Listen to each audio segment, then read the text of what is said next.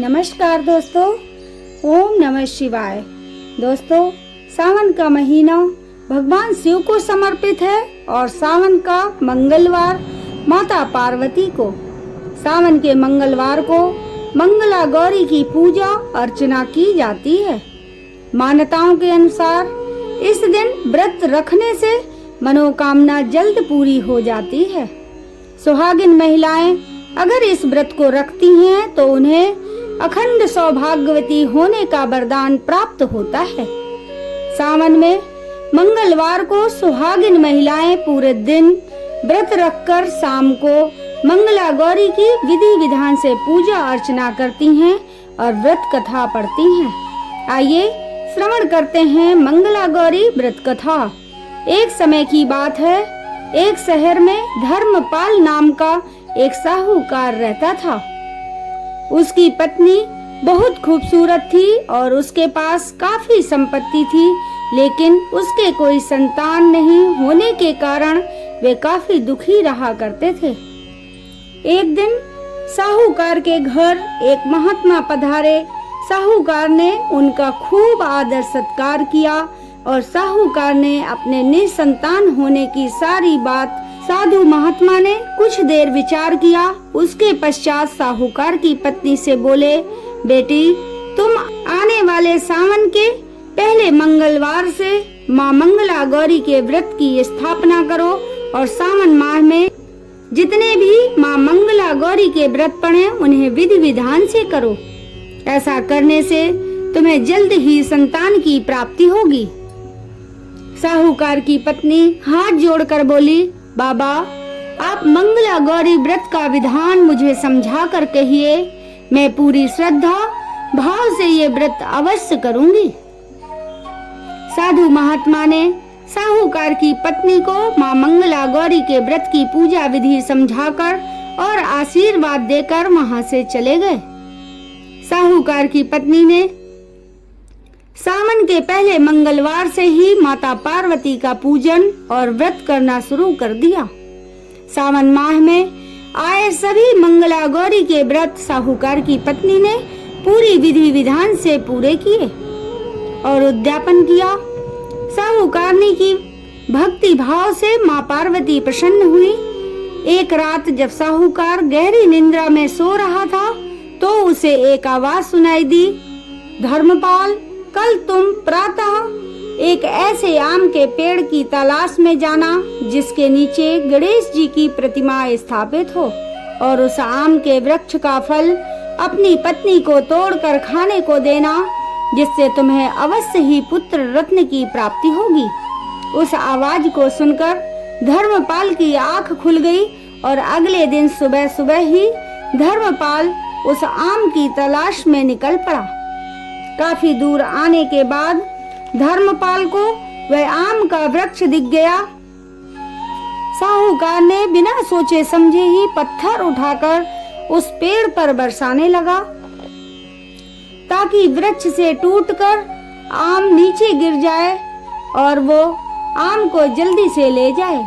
इस जल्दबाजी में आम तो टूट गया, पर एक पत्थर भगवान गणेश की मूर्ति को लग गया, जिससे भगवान गणेश प्रकट हुए और क्रोधित होकर उन्होंने साहूकार को श्राप दे दिया और कहा, हे स्वार्थी मनुष्य, तुमने अपने स्वार्थ के कारण मुझे चोट पहुंचाई है, इसलिए तुम्हें भी ऐसे ही चोट लगेगी। माँ पार्वती के आशीर्वाद से तुम्हें पुत्र रत्न की प्राप्ति तो होगी, परंतु तुम्हारा वह पुत्र 21 वर्ष की आयु तक ही जीवित रहेगा और सांप के डसने से उसकी मृत्यु हो जाएगी।